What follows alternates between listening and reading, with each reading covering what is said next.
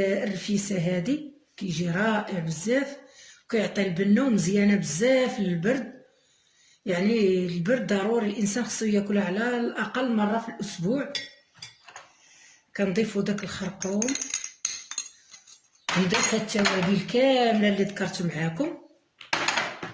والقزبر راه كيجي زوين بزاف، القزبر مطحون كيجي بزاف لذيذ بزاف هاد الوصفه هادي. هاد الرفيسه الغرباويه راه كتجي غزاله ما شاء الله، غير جربوها راه كتجي لذيذه ما شاء الله بزاف.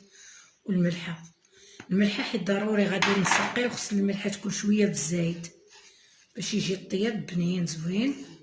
على الطريقه كنديروها بحال لا بوماد.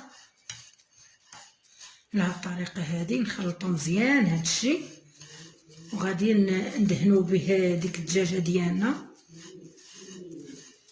على الطريقه هذه البنات راه كلشي غادي يعرفها. هاد الطريقه المهم كتجي ديك الريحه حتى كتقلي الدجاج، وديك الريحه كتطلع غزاله ما شاء الله. وإلا عندكم بحال هكا ديروه على الفاخر، راه كيجي زوين على الفاخر بزاف. كناخدو كندهنوها من داخل ومن برا، وعاد نديروها في الكوكوط ديالنا. هي الا كانت عاد مذبوحه جديده من الاحسن البنات تكون عاد مذبوحه جديده، كتكون لذيذه، ما تكونش مدايره في الثلاجه بحال الثلاجه ما كتخليلهاش ديك البنه ديالها. على هاد الطريقه هذه البنات تستمر على الطريقه، عندهنها مزيان ما شاء الله. وهذا الشيء اللي بقى رانا غنحطه في الكوكوط معاه غادي يتقلى صافي. على هاد الطريقه هذه غناخذهم بحال هكا نكتفها باش مبقاوش رجليها طالعين. هي الدجاج البلدي راه داغي كيتكتف. نبقى نستمر على هاد الطريقه. ها نتوما البنات بعد ما دهناها مزيان غنضيفو داكشي اللي بقى لنا في الطبسيل، غادي نضيفوه كامل. غاديش هذاك يضيح، هذاك هو العطريه كامله اللي عندنا. وغادي نضيفو هذا الربيع غنخليوه هو الاخر. غنضيفو هاد البصله هادي اللي بينت لكم قبيله هكا. غنضيف دوك الفصوص ديال الثوم، غنضيف الحلبه، وغنحط كلشي يتقلى على النار حتى الاخر. ونكمل معكم ان شاء الله. نديوها للنار دابا، نحطها على النار ورجع. نتوما البنات دابا رجعنا على النار. سمحوا لي قبيله ما قلت لكمش ان راه كاين الزيت البلدي، كاس لاروب ديال الزيت البلدي. الا ما عندكمش ديروا الزيت الرومي، ولكن الاحسن يكون الزيت البلدي كيجي زوين. والملون الصناعي اختياري، اللي بغا يديروا اللي ما بغاش عاد خاطرو. يعني غير واحد شويه باش ملي كنجيو نسقيو ما كيجيش داك الكولور كيجي بيض. انا ما كيعجبنيش بزاف، ولكن غير شويه ديال هكا البنات. غنخليوها تقلى مزيان على هذا الشكل هذا. راه كتجي رائعه، ماشي هيدكم فيها يا البنات، سمحوا لي اللي كتوحل كتجي غزاله ما شاء الله. هانتوما الشكل ديالها كتجي لذيذه بزاف. باش غندوزو تاني للعجين. تبعوا معايا البنات، عفوا تبعوا معايا المراحل كامله باش تشوفوها كيفاش كتجي. دابا غنخليوها تقلى. هانتوما البنات بعد ما تعرقت مزيان على هذا الشكل هذا كتولي ديك المريقه معسله مزيان. غادي نمرقوها بالمطايب. ضروري البنات يكون عندكم المطايب مرقوها به على هذا الشكل هذا. وغنضيفو ديك الربيطه ديال الربيع، ها هي غنضيفوها بهذا الشكل هذا في الجنب، ونزيدو نمرقو القياس اللي بغينا حنايا. نسدو عليه. بعد سدينا على الكوكوط ديالنا غندوزو باش غادي نعجنو العجينه ديالنا. كنحتاجو فيها الدقيق يكون عادي غير ديال الفرينه، ماشي ضروري يكون سبيسيال. وإلا كان عندكم داك سبيسيال ضروري تزيدو معاه الفينو. الفينو الكميه كتكون مضوبله ديال الدقيق. بالنسبه للزيت كنحتاج لواحد الكميه ديال الزيت. هاد الزيت البنات ضروري منه، هو اللي كيعاوننا على التفرتيت باش دغيا كتفرتت معانا ما كتعذبناش. وكنحتاجو الزيت هذا عفوا بالنسبه للملحه على حسب الذوق.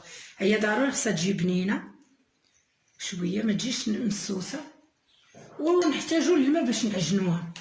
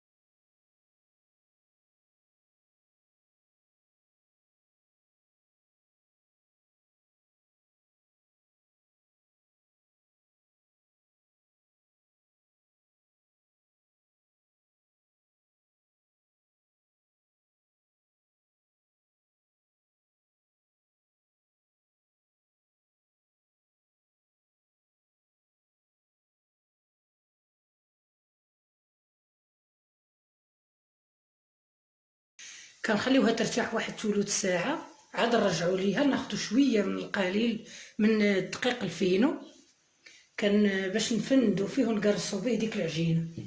غنقطعوها كويرات يكونوا على قد المقله الثقيله اللي عندنا حنا، كله المقله ديالو الثقيله الحجم ديالها قداش.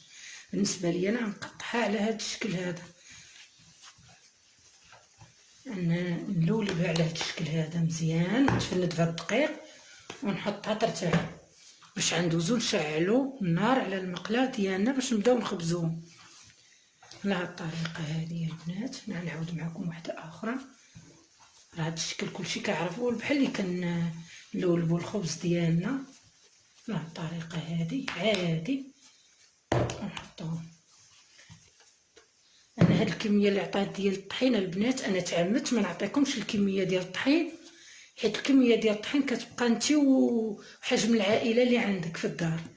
يمكن لك ديري كيلو ولا نص كيلو، داكشي على حساب اللي عندك في الدار.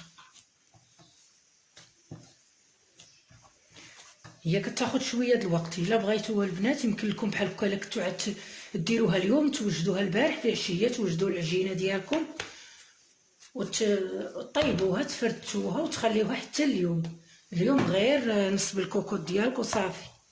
صافي دابا غندوز ليها باش نخبزها نطيبها في المقله. البنات بعد ما سخنت لنا المقله الثقيله مزيان كناخذوا ديك العجينه اللي طويله لميناها وقادناها، دابا كنبسطوا على هذا الشكل هذا شي فرشي، كنبسطوها مزيان على هذا الشكل هذا.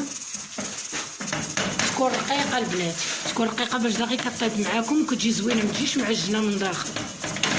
ضروري على هاد الطريقه هذه تكون رقيقه هكايا. وناخذ شي فورشيط نتكوها شويه من داخل باش كيخرج داك الهواء، ما كتجيش مبوقه من داخل وكطيب مزيان هكايا غير شويه بالفورشيط. وكنخليوها بعد ما طيبناها كتجي على هذا الشكل هذا، تكون طايبه مزيان. كتقسميها على 4 على هذا الشكل هذا وتكمديها بشي منديل مزيان، تخبيها مزيان هكا، تغطيها مزيان وديري لها شي بلاستيكه. ديك البلاستيكه باش كتعرق مزيان باش ما توليش قاصحه. الا بغيتي غادي تفرتيها غير بيدك بهاد الطريقه هذه بحال هكا، غتفرتي دقه دقه غير بشويه بحال هكا. ولا كاين شي واحد كيعاونك في الدار ولا هذا يمكن له يعاونك. لا الطريقه هذه حتى نكملوا. وبالنسبه الا ما بغيناش وجاتنا معذبه والوقت حزنا بزاف، يمكننا ناخذوا ديك الهاشوار ديال الربيع ونقطعوا بها على هاد الطريقه هذه هاك. راه نفس الطريقه. هيا البنات ديال اليد كتجي احسن الصراحه. هيا الا انا عطيتكم هاد الفكره، الا كنتو بحال هكا مزروبين ولا مزيرين فيها بزاف الوقت ما عندكمش وما كاينش اللي يعاونكم وعندكم كميه كبيره، يمكن لكم ديروها الطريقه هذه هكا. هي الاكله هذه راها غزاله ما شاء الله، يعني كتستحق العناء وكتستحق التجربه. الانسان يجربوها وما تندموش، غتولي عندكم معتمده في الدار.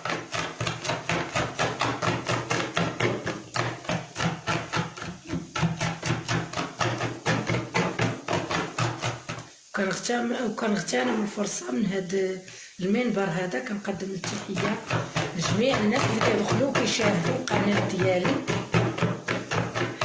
كنقدم لهم التحيه على هاد الطريقه هذه البنات. بحال هكا كتجيك يعني دغيا كتسالي، اخرى كطيب واخرى كتقطع، يعني بسرعه كتوجديها على هاد الطريقه هذه. كنقطع بالطرف نقطع نحط بالطرف حتى كنسالي كلشي الكميه اللي عندي على هذا الشكل هذا. صافي هكايا. لكن شي طريف كنكملو بيدي بحال هكا كتجي البنات. ها هي كتجي غزاله ما شاء الله.